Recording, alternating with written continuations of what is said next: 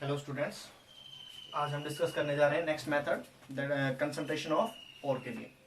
जो हमने metallurgical process पढ़ी है उसके अंदर सबसे पहला क्या था, क्रशिंग एंड ग्राइंडिंग, वो हम डिस्कस कर चुके हैं। Next is the concentration of ore. Concentration ore के दो मेथड हम डिस्कस कर चुके थे, that is the hydraulic washing या ग्रेविटी सेपरेशन और उसके साथ हैंड पिकिंग। नेक्स्ट मेथड है हमारा that is the electromagnetic separation. अब इलेक्ट्रोमैग्नेटिक सेपरेशन का यूज कैसे करेंगे, ये क्या प्रोसेस है, देखो। सबसे पहली बात तो ये कंसंट्रेशन की प्रोसेस है कि गैंग पार्टिकल को हम मेटल से अलग करते हैं, यानी कि अपने पास क्या होगा, और होगा और उसके साथ इंप्यूरिटी होंगी, उसके साथ इंप्यूरिटी होंगी, गैंग होंगी। अब ये मेथड तब अप्लाई करेंगे इलेक्ट्रोमैग्नेटिक सेपरेशन जब चाहे तो और या गैंग इंप्यूरिटी इनमें से किसी भी एक का मैग्नेटिक नेचर हो, यानी कि ये मेथड अप्लाई किया जा सकता है either of the this method is applied only when this method can be applied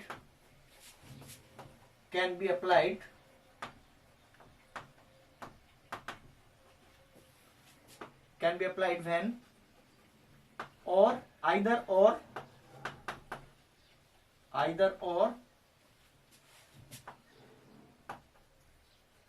and impurity in it are magnetic in nature, चाहे तो और या उनमें से इंप्यूरिटी। अगर उनमें से कोई भी एक मैग्नेटिक नेचर का होगा तब हम इलेक्ट्रोमैग्नेटिक सेपरेशन टेक्निक को लगा सकते हैं और उससे कंसंट्रेट कर सकते हैं। अब इसके अंदर होता क्या है, देखो, जैसे मैं एक एग्जांपल लेता हूं। एग्जांपल है अपने पास कि मेरे पास क्रोमाइट ओर है, क्रोमाइट ओर। अब ये जो क्रोमाइट ओर है ये क्या होता है, क्रोमाइट ओर हमने पढ़ा था FeOCr2O3, ये क्रोमाइट ओर, ठीक है। अगर इसके अंदर इंप्यूरिटी प्रेजेंट है, इसके अंदर जनरली इंप्यूरिटी प्रेजेंट होती है सिलिशियस इंप्यूरिटी, यानी कि SiO2। अगर देखा जाए तो क्रोमाइट ओर है वो मैग्नेटिक नेचर का होता है, यानी कि मैग्नेट को अट्रैक्ट करता है, तो ये अपने पास मैग्नेटिक नेचर का होता है। और SiO2 यानी कि जो सैंड है, सिलिशियस इंप्यूरिटी है, वो नॉन मैग्नेटिक होती है, वो होती है नॉन मैग्नेटिक। अब देखो ये टेक्निक काम कैसे करती है। ये एक सिंपल सी टेक्निक है। इसके अंदर क्या होता है, इस तरह से जो रोलिंग व्हील रहेंगे, दो रोलिंग व्हील रहेंगे। ये जो रोलिंग व्हील है ये एक कन्वेयर बेल्ट या लेदर बेल्ट हम बोल सकते हैं, कन्वेयर बेल्ट से जुड़े हुए रहेंगे इस तरह से, यानी कि ये आपके पास है कन्वेयर बेल्ट या हम इसको बोल सकते हैं लेदर बेल्ट। दूसरा, इसके अंदर ये वाला मैं मान लेता हूं, ये वाला जो मैग्नेटिक है, ये वाला जो व्हील है ये मैग्नेटिक होगा, यानी कि हम बोल सकते हैं जो इनमें से कोई भी एक व्हील वो इलेक्ट्रोमैग्नेटिक व्हील होना चाहिए, इलेक्ट्रोमैग्नेटिक रोलर होना चाहिए। मैं ये मान लेता हूं ये है अपने पास इलेक्ट्रोमैग्नेटिक रोलर या व्हील। अब इसके अंदर हम क्या करेंगे, इस तरह से हम अपने ओर के पार्टिकल को डालेंगे। ये ओर है जिसके अंदर इंप्यूरिटी मिली हुई है, और ये रोलिंग व्हील है, इनको हम रोल करवाएंगे, यानी कि मैं इसको मान लेता हूं इस तरह से रोल करवाता हूं। ये जो कन्वेयर बेल्ट है इस तरह से घूम रही है।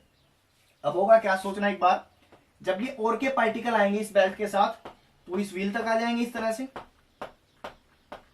और चूंकि इनमें से एक मैग्नेटिक नेचर का है और दूसरा नॉन मैग्नेटिक है, और अपना व्हील भी कैसा है, मैग्नेटिक है, तो अब होगा क्या कि जो भी मैग्नेटिक नेचर वाले ओर के पार्टिकल होंगे, चाहे वो ओर या इंप्यूरिटी, वो यहां तक घूमेंगे इस बेल्ट तक, क्योंकि यहां तक उसको इलेक्ट्रिक जो मैग्नेटिक फील्ड है वो मैग्नेटिक फील्ड है वो फेल होगी या फेल्ट होगी।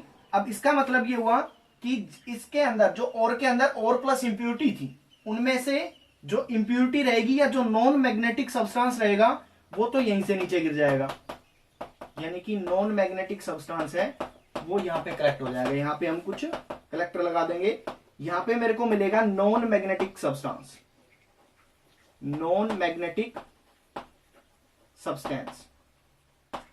और जो सब्सटेंस मैग्नेटिक नेचर का होगा वो क्या होगा, इसके बाद इस मैग्नेट जो आपके पास मैग्नेटिक सब्सटेंस है इसके बाद उसका कांटेक्ट छूट जाएगा, क्योंकि जो मैग्नेटिक फील्ड इसको लग रही थी, फेल्ट हो रही थी, महसूस हो रही थी, वो यहां सिर्फ यहां तक रहेगी। तो उसकी वजह से क्या होगा, वो यहां पे गिरना स्टार्ट कर देगा यहां से, यानी कि यहां पे क्या हो गया, मैग्नेटिक सब्सटेंस हमने कलेक्ट कर लिया। अब सिंपल सी बात है कि अगर मैं इस एग्जांपल की बात करता हूं तो इसके अंदर देखो क्रोमाइट और मैग्नेटिक नेचर का है और इंप्योरिटी है वो नॉन मैग्नेटिक है। तो ये जो मैग्नेटिक नेचर का क्रोमाइट और है वो तो मेरे को यहां पे मिलेगा और जो इंप्योरिटी है वो यहां पे कलेक्ट हो जाएगी। और यहां पे जो मेरे को और मिला उससे हमने इंप्योरिटी अलग कर ली। तो इसलिए किसका ऐसा मेथड है, कंसंट्रेशन का मेथड है, हमने अपने और को कंसंट्रेट कर लिया। दूसरी बात, ऐसा भी हो सकता है कि जो और है वो नॉन मैग्नेटिक हो और आपके पास इंप्योरिटी है वो मैग्नेटिक नेचर की हो। जैसे अगर एग्जांपल, एक दूसरा एग्जांपल लेते हैं हम, दूसरा एग्जांपल लेता हूं इसी का, जिसके अंदर अपने पास जो और होगा वो तो नॉन मैग्नेटिक होगा। जैसे कैसेटराइट, कैसेटराइट जो और होता है वो होता है SnO2 प्लस इसके अंदर इंप्योरिटी होती है वुल्फ्रामाइट। वुल्फ्रामाइट की इंप्योरिटी रहेगी that is the MnWO4 plus FeWO4, ये वुल्फ्रामाइट जो कि क्या है, इंप्योरिटी। इंप्योरिटी। अब इसके अंदर देखो जो SnO2 कैसेटराइट है ये और ये नॉन मैग्नेटिक नेचर का होता है, दैट इज नॉन मैग्नेटिक। और अगर इसकी बात करूं तो इंप्योरिटी ये मैग्नेटिक नेचर की होती है। तो अगर इस वाले मिक्सर को यानी कि इंप्योरिटी प्लस और को मैंने यहां पे डाला तो होगा क्या, ये कन्वेयर बेल्ट के साथ आएगा, जो मैग्नेटिक सब्सटेंस होगा वो यहां पे कलेक्ट होगा। यानी कि मैग्नेटिक सब्सटेंस कौन सा है इसके अंदर, जो इंप्योरिटी है, तो इंप्योरिटी यहां पे कलेक्ट हो जाएंगी और जो मेरा और कैसेटराइट है वो यहां पे कलेक्ट हो जाएगी। यानी कि इससे उल्टा हो गया।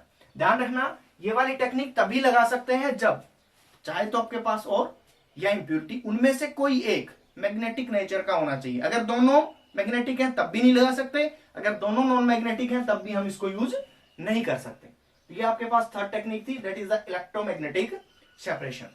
नेक्स्ट जो टेक्निक है हमारे पास that is the froth flotation method. Next देखते हैं फ्रोथ फ्लोटेशन मेथड। इसके अंदर क्या होगा, next method that is froth flotation method. ध्यान से समझना इंपॉर्टेंट है। देखो नाम से पता लग रहा है मेरे को, दो वर्ड्स हैं इसके अंदर, फ्रोथ एंड फ्लोटेशन। तो फ्रोथ का मतलब तो झाग और फ्लोटेशन मतलब तैर रहा है। तो झाग तैर रहे हैं इसका मतलब यही हुआ। अब जो फ्रोथ है वो फ्लोट कर रहे हैं, किसके ऊपर फ्लोट कर रहे हैं, ऑब्वियस सी बात है किस पे फ्लोट करेंगे, किसी लिक्विड पे। तो बेसिकली ऐसा ही होता है इसके अंदर फ्लोट फ्लोटेशन के अंदर। ये जनरली यूज किया जाता है सल्फाइड ओर के लिए, जनरली यूज होता है वो फॉर सल्फाइड ओर होता है। और इसका बेसिक प्रिंसिपल क्या है, बेसिक प्रिंसिपल इस मेथड का कि ये मेथड हम तब यूज करेंगे जब एक तो आपके पास और है वो सल्फाइड और है, और उसके अंदर इसका बेसिक प्रिंसिपल है कि हमारे पास क्या रहेगा, और रहेंगे और इंप्योरिटी रहेंगी। तो जो और रहेगा उसकी वेटेबिलिटी टुवर्ड्स ऑयल ज्यादा होगी, यानी कि और है उसकी वो प्रिफरेंसली वेट होगा या प्रिफरेंसली एब्जॉर्ब होगा, प्रिफरेंसली वेटेड बाय ऑयल। जबकि जो हमारे पास इंप्योरिटी है that is preferentially wetted by water. देखो इसको ऐसे समझेंगे कि क्या होगा, हमने और लिया और उसके अंदर इंप्योरिटी प्रेजेंट है। अगर इंप्योरिटी है वो तो वाटर को अट्रैक्ट करती है, मतलब वाटर के ऊपर एब्जॉर्ब हो जाती है, लेकिन जो आपके पास और है वो ऑयल पे एब्जॉर्ब होता है। तो हम क्या करेंगे, एक सिंपल सा कंटेनर लेंगे, एक इस तरह से कंटेनर होगा। अब उस कंटेनर के अंदर क्या होगा कि मैं सस्पेंशन डालूंगा, किसके साथ, और पाउडर और है उसको वाटर के साथ सस्पेंशन बनाया और वो इसके अंदर भर दिया, वो इसके अंदर भर दिया। अब देखो क्या होगा, जब इसके अंदर भर दिया तो अब मेरे पास जो और है वो प्रिफरेंसली एब्जॉर्ब होता है ऑन ऑयल सरफेस। यानी कि वो फ्लोथ के सरफेस के ऊपर एडजॉर्ब होगा। इस बात को इस तरीके से समझा जाए, ये जो हमने सब्सटेंस लिया है जिसके अंदर मैंने सस्पेंशन डाला है और वाटर का, इसके अंदर हमें 2-3 सब्सटेंस और ऐड करने पड़ेंगे। अब वो सब्सटेंस क्या क्या होते हैं देखो, सबसे पहले मेथड के नाम से पता लग रहा है कि हमें फ्लोथ बनानी है। अगर फ्लोथ बनानी है, झाग बनाने हैं, तो मेरे को क्या चाहिए, एक झाग बनाने वाला सब्सटेंस चाहिए जो क्या करे, फ्लोथ बना सके, और फ्लोथ के ऊपर जो आपके पास और के पार्टिकल हैं वो जाके स्टिक करेंगे, एडजॉर्ब होंगे। तो देखो सबसे पहले तो मेरे को चाहिए फ्लोथर्स। फ्लोथर्स क्या होते हैं, फ्लोथर्स वो सब्सटेंस होते हैं, frothers are the substance which generate या help in which generate froth। जो फ्लोथ बनाते हैं ऐसे सब्सटेंस हैं।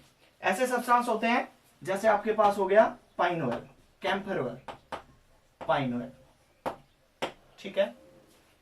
जाकी जरूरत क्यों पड़ी, क्योंकि इसकी जरूरत पड़ी कि हमारे पास जो और हैं वो प्रिफरेंसली एडजॉर्ब होते हैं ऑन फ्लोथ, फ्लोथ के ऊपर एडजॉर्ब होंगे, वाटर के साथ एडजॉर्ब नहीं होंगे। तो अब अगर इसके अंदर फ्लोथ बने तो मैंने क्या मिला रखा है इसके अंदर, और इंप्योरिटी है, तो जो और के पार्टिकल होंगे, और के पार्टिकल हैं वो जो फ्लोथ बने थे, झाग बने थे, उसके ऊपर आके स्टिक हो जाएंगे।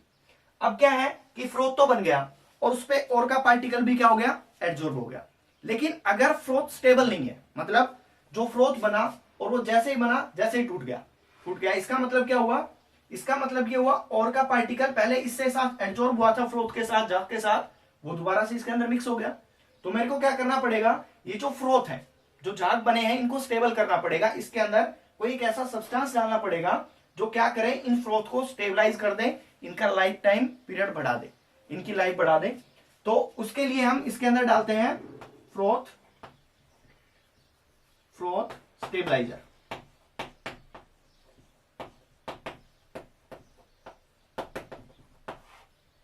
Froth stabilisers. अब फ्लोथ स्टेबलाइजर का काम क्या है, फ्लोथ स्टेबलाइजर का काम है it makes froth stable, makes froth stable, जो फ्लोथ को क्या कर दें, स्टेबल कर। एग्जाम्पल क्रीसोल, एनिलीन्स, ये इसके एग्जांपल्स। अब देखो क्या हुआ, फ्लोथ भी बन गए मेरे पास, फ्लोथ स्टेबलाइज भी हो गए। अब फ्लोथ बना और फ्लोथ स्टेबलाइज भी हो गया। अब फ्लोथ को क्या करना है, बाहर निकालना है, कलेक्ट करना है। जब देखो इसके अंदर कोई फ्लोथ बना, अब उसको यहां तक लेके आना है। अब ऊपर लेके आएंगे तभी तो हम अलग कर पाएंगे उसको। अगर ऊपर लेके आना है तो मेरे को क्या करना पड़ेगा, इसके अंदर कोई एक ऐसा सब्सटेंस डालना पड़ेगा जो जो फ्लोथ बने हैं उनको कलेक्ट करवा दे या उनको ऊपर ले आए। ऐसा सब्सटेंस जो हम डालते हैं उसको बोलते हैं कलेक्टर। अब कलेक्टर का काम क्या है, देखो कलेक्टर का काम है कि ये वेटेबिलिटी बढ़ा देता है किसकी, और के पार्टिकल की टुवर्ड्स ऑयल। ये कलेक्टर है, it increase the wettability of ore towards oil. Wettability increase कर देता है, it increase wettability of ores towards oil. जैसे इसका एग्जांपल है सोडियम या potassium ethyl xanthate. Example sodium या पोटेशियम इथाइल जेंथेट। इसको समझे ध्यान से देखो, अगर मैं इसका फॉर्मूला लिखता हूं सोडियम इथाइल जेंथेट, तो फॉर्मूला रहेगा CH3 CH2O C double bond S negative Na positive. देखो क्या किया, ये वाला जो मेरे पास कंटेनर था इसके अंदर मैंने सारे सब्सटेंस डाल दिए, फ्लोथर्स डाल दिए, हालांकि इनकी क्वांटिटी कम डलेगी। फ्लोथर डाले, फ्लोथ स्टेबलाइजर डाला, कलेक्टर डाला। अब क्या होगा देखो, ये फ्लोथ बनाएगा, ये फ्लोथ को स्टेबलाइज करेगा, और कलेक्टर कैसे काम करेगा वो समझे एक बार। देखो कलेक्टर कुछ इस तरीके से काम करेगा कि अपने पास ये जो कलेक्टर है, देखें एक बार, ये जो कलेक्टर है अपने पास, इसके अंदर ये वाला जो पार्ट है, ये वाला पार्ट आयनिक है, आयनिक नेचर का है, पोलर है। अगर ये पोलर है तो हम बोल सकते हैं, और ये वाला कैसा होगा, लगभग ये ऑर्गेनिक पार्ट है, यानी कि ये क्या होगा, नॉन पोलर। अब मैंने स्टार्टिंग के अंदर बताया था कि फ्लोथ फ्लोटेशन मेथड हम जनरली सल्फाइड ओर के लिए यूज करते हैं। फॉर एग्जांपल जैसे हो गया आपके पास पीबीएस, जैसे आपके पास हो गया जिंक ब्लेंड, ठीक है, यानी कि गैलेना जिंक ब्लेंड टाइप के ओर के लिए हम इसको यूज करते हैं। अब देखो होगा क्या कि इसके अंदर मान लिया पीबीएस के पार्टिकल है। अब पीबीएस है, ये कैसा है, Pb2 पॉजिटिव S2 नेगेटिव की फॉर्म में आयनिक होगा। अगर ये आयनिक है तो ये इसके साथ इंटरेक्ट करेगा, यानी कि इसको इस तरह से समझें कि ये मेरे पास एक और का पार्टिकल है। अब जो और का पार्टिकल है वो आयनिक नेचर का है, और वो आयनिक नेचर का है तो ये वाला जो पार्ट जो हमने कलेक्टर डाला है, ये और का पार्टिकल यहाँ पे प्रेजेंट है, जो मैंने कलेक्टर डाला है, ये कलेक्टर जाएगा इसके पास, और इसके पास जाने के बाद ये वाला जो पार्ट है इसका, ये वाला हिस्सा है, ये तो इसके साथ अटैच हो जाएगा, और बाकी बाहर की साइड इसको, जो ये नॉन पोलर पार्ट है, मैं इसको इस तरह से दिखा रहा हूं टेल की फॉर्म में। ऐसे ही होगा, दूसरा मॉलिक्यूल गया वो भी इस तरह से ऐसे, तीसरा गया वो भी ऐसे, और इस तरह से और के पार्टिकल को घेर लेंगे। जो और का पार्टिकल फ्लोथ के अंदर है उसको क्या करेंगे, फ्लोथ के ऊपर और का पार्टिकल स्टिक हो रखा है, एडजॉर्ब हो रखा है। अब ये क्या करेंगे, इसको चारों तरफ से घेर लेंगे। अब चूंकि इसके अंदर वाटर भरा हुआ है, और ये वाला पार्ट कैसा है, हाइड्रोफोबिक, ऑर्गेनिक पार्ट है ना, नॉन पोलर है, तो इसका मतलब ये कैसा है, हाइड्रोफोबिक पार्ट। अगर ये हाइड्रोफोबिक पार्ट है और अगर ये बीच में यहां पे प्रेजेंट है, कहीं यहां पे प्रेजेंट है, तो क्या होगा कि ये वाला जो पार्ट है ये ऐसे बन गया, और चारों तरफ क्या है, वाटर, तो दोनों रिपेल करेंगे। ये वाला पार्ट वाटर के साथ रिपेल करेगा, और रिपेल करेगा तो इसको कहां पे लेके आ जाएगा, सरफेस पे लेके आ जाएगा, और इस तरह से जितने भी फ्लोथ हैं वो सारे के सारे सरफेस पे आ जाएंगे। ये टर्म क्लियर करने के बाद अब हम इस प्रोसेस को एक बार अच्छे से समझते हैं। देखो इसके अंदर होगा क्या, बेसिकली होने वाला ये है कि अपने पास कुछ इस तरह का कंटेनर होगा, ठीक है। उस कंटेनर के अंदर हम क्या डालेंगे, उस कंटेनर के अंदर सबसे पहले तो हम डालेंगे वाटर, डाल दिया वाटर, और उसके अंदर मैंने डाल दिए क्या, और के पार्टिकल। अब स्टार्टिंग के अंदर ये जो और के पार्टिकल हैं ये इसके नीचे बैठे होंगे। अब हम क्या करेंगे, इसके अंदर इस तरह से एक फैन लगाएंगे जो ये रोटेट करेगा यहां पे, और एक लगाएंगे इसके अंदर इस तरह से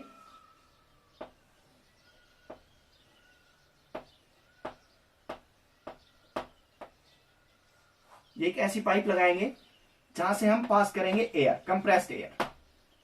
उसका मतलब क्या है वो सुनेंगे एक बार। देखो सबसे पहले और के पार्टिकल है, ये आपके पास और है, इसके अंदर और क्या क्या है, वाटर है। अब ये तीनों तरह के रिएजेंट है डाल देंगे, मतलब इसके अंदर मैंने पाइनोल डाल दिया जो क्या बनाएगा, फ्लोथ बनाएगा, प्लस क्रिसोल डाल दिया जो फ्लोथ को स्टेबलाइज करेगा, और कलेक्टर डाल दिया मैंने क्या, सोडियम इथाइल जेंथेट, सोडियम इथाइल जेंथेट। अब देखो होगा क्या, सबसे पहले हम क्या करेंगे, सबसे पहले ये करेंगे कि ये वाला जो हमारे पास जो हमने ये फैन लगाया है इसको रोटेट करवाएंगे, यानी कि हम बोल सकते हैं ये रोटेटिंग पैडल है। जब इसको रोटेट करवाएंगे तो ये जो और के पार्टिकल है इनका सस्पेंशन बन जाएगा, ये सॉल्यूशन के अंदर एजिटेट हो जाएंगे और इसके अंदर क्या बन जाएगा, सस्पेंशन बन जाएगा। फिर उसके बाद क्या करेंगे, उसके बाद हम यहां से कंप्रेस्ड एयर पास करेंगे। जब कंप्रेस्ड एयर जाएगी तो एयर क्या बनाएगी, बबल बनाएगी अंदर। अगर बबल बनाएगी या फ्लोथ बनाएगी, जैसे इससे एयर गई तो यहाँ पे पाइन ऑयल पहले से प्रेजेंट है, उसकी हेल्प से ये जो एयर गई है वो फ्लोथ बना देगी। फ्लोथ बनाने के बाद जो आपके पास क्रिसोल है वो फ्लोथ को स्टेबलाइज कर देंगे, मतलब फ्लोथ है जो झाग बने हैं उनको फूटने नहीं देंगे। उसके बाद कलेक्टर क्या करेगा, कलेक्टर इस जो फ्लोथ बनी थी उनको ऊपर लेके आ जाएगा इस तरह से। बात समझ में आई। जब ये फ्लोथ ऊपर आ गए तो इसको हम यहां से कलेक्ट कर लेंगे अलग। अब देखो इसके अंदर क्या है, जो फ्लोथ है उन फ्लोथ के पास कौन है, और के पार्टिकल है, तो सारे और यहां पे इकट्ठा हो जाएंगे, और यहां से इकट्ठा होने के बाद इसको ले जाकर जो आपके पास फ्लोथ है उनसे अलग कर लेंगे, और हमारे पास क्या हो जाएगी, इंप्योरिटी इसके अंदर नीचे रह जाएंगी। दोबारा से देखो इस मेथड को एक बार, कि आपके पास एक कंटेनर था जिसके अंदर मैंने और वाटर का सस्पेंशन डाला, ये एक हमने कोई रोटेटिंग पैडल लगा दिया, ये एक रोटेटिंग पैडल है, इसका काम है कि ये जो सस्पेंशन है इसको बनाना, जब ये रोटेट करेगा तो ये सस्पेंशन बनेगा, क्योंकि अगर ये रोटेट नहीं करेगा तो ये और के पार्टिकल नीचे बैठ जाएंगे, एज ए प्रेसिपिटेट आ जाएंगे। अब फिर क्या करेंगे, ये एयर है, यहां से एयर कंप्रेस्ड एयर पास करेंगे, कंप्रेस्ड एयर क्या करेगी, इसके अंदर जो पाइन ऑयल प्रेजेंट है जो हेल्प करता है झाग बनाने में, फ्रोथ बनाने में, वो इसकी हेल्प करेगा और यहां से फ्रोथ बनेंगे, ये इसको स्टेबलाइज करेगा, क्रीशोल फ्रोथ स्टेबलाइजर है, और उसके बाद कलेक्टर इनको ऊपर ले आएगा, कलेक्ट करके और उसको हम अलग कर लेंगे, अलग करने के बाद हमारे पास और के पार्टिकल अलग हो जाएंगे फ्रॉम इम्प्योरिटीज। इस तरह से क्या हो जाएगी अपने पास, ये एक कंसंट्रेशन हो जाएगी किसकी, और की। ये वाला जो मेथड है ये इंटरेस्टिंग मेथड है, और इसकी इन्वेंशन भी कुछ इसी तरीके से हुई है। इसकी इन्वेंशन में बताया जाता है कि एक वॉशर वूमेन थी जो कपड़े धोती थी, तो उसके पास क्लाइंट आते थे, तो वो क्लाइंट काम करते थे कॉपर की माइंस के अंदर।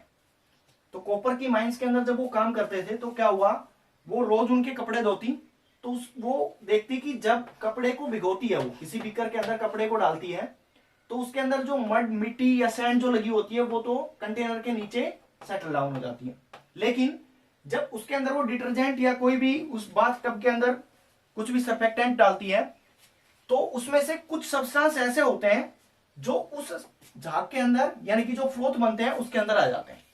उसने कई बार नोटिस की इस बात को, और इस बात को नोटिस करने के बाद उसने ये बात शेयर की अपनी एक दूसरी क्लाइंट जो कि केमिस्ट थी उसके साथ, कि ऐसा ऐसा हो रहा है। तो उन्होंने इसको देखा, समझा कि ऐसा क्यों हो रहा है, और तब से इस मेथड की इन्वेंशन हुई। इस मेथड की इन्वेंशन से जो पहले क्या होता था, कॉपर कॉस्टली होता था, क्यों, क्योंकि कॉपर को कंसंट्रेट करने में पैसे ज्यादा लग जाते थे। अब क्या हुआ कि हम लो ग्रेड कॉपर को भी, लो ग्रेड कॉपर यानी कि लो ग्रेड कॉपर यानी कि जिसके अंदर कॉपर की क्वांटिटी बहुत कम है, ऐसे और को भी हम कंसंट्रेट कर सकते हैं बाय दिस मेथड। और अगर ऐसे मेथड लो ग्रेड कॉपर को भी हम कंसंट्रेट कर सकते हैं, तो उससे क्या होगा, उससे ये फायदा हो गया कि जो कॉपर हमें मिलता है वो क्या बन जाएगा, चीपर बन जाएगा, सस्ता बन जाएगा। तो ये इसके पीछे की कहानी है। अब इसके अंदर एक बात और आती है कि कई बार क्या होता है कि मेरे पास अगर 2 सल्फाइड और प्रेजेंट हो, जैसे ये कॉपर लो ग्रेड कॉपर है, वो सस्ता हो जाता है इससे, मतलब ये मेथड यूजफुल है। अगर मेरे पास कुछ ऐसा हुआ कि 2 और प्रेजेंट आ गए, जैसे मैं यही एग्जांपल ले लेता हूं कि मेरे पास ये पीबीएस प्लस जेडएनएस, जिंक ब्लेंड और गैलेना, ये दोनों के दोनों और हैं, ये इकट्ठे आ गए, तब हम कैसे इस मेथड को अप्लाई करेंगे। तब उस टाइम पे हमारे पास एक और सब्सटेंस की जरूरत पड़ेगी, दैट इज डिप्रेसेंट। वो पढ़ते हैं, देखो क्या है depressant.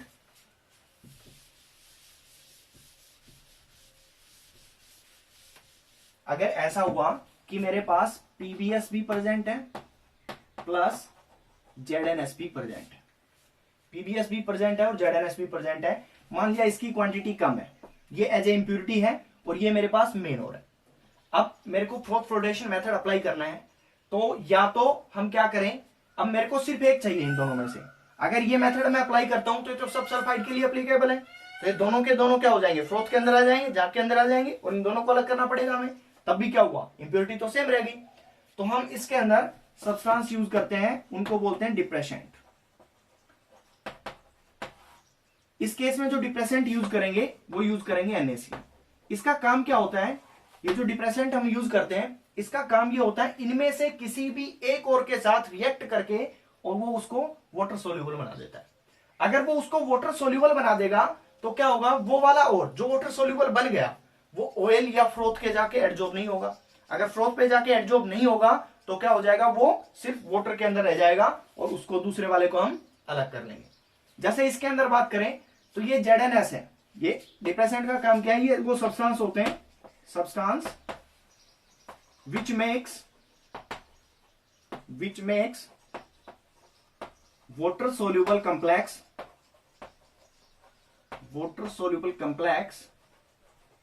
with one type of ore। जैसे इसके अंदर क्या होगा, ये ZNS है प्लस NaCN। NaCN यहां पे डिप्रेसेंट का काम करेगा, ये NaCN डिप्रेसेंट के साथ, NaCN जो डिप्रेसेंट है ये इस और के साथ रिएक्ट करके क्या करेगा, यहां से कॉम्प्लेक्स बन जाएगा ZnCN4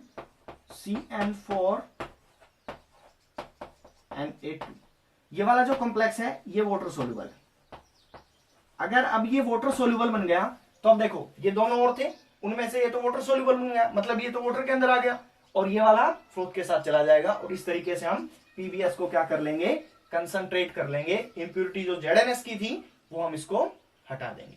उसके बाद अगर मेरे को ये भी चाहिए तो इसको एक्टिवेटर दोबारा डाल के इसको हम दोबारा से वही प्रोसेस करके और इसको भी अलग कर सकते हैं। दूसरा, डिप्रेसेंट कई बार यूज ना करके जो हम ऑयल और वाटर की जो रेशियो डालते हैं, ऑयल और वाटर जो मिलाते हैं उसकी रेशियो को अल्टर करके भी हम ये प्रोसेस कर सकते हैं, किसी एक को कंसंट्रेट कर सकते हैं। तो ये था अपने पास फ्लोट फ्लोटेशन मेथड।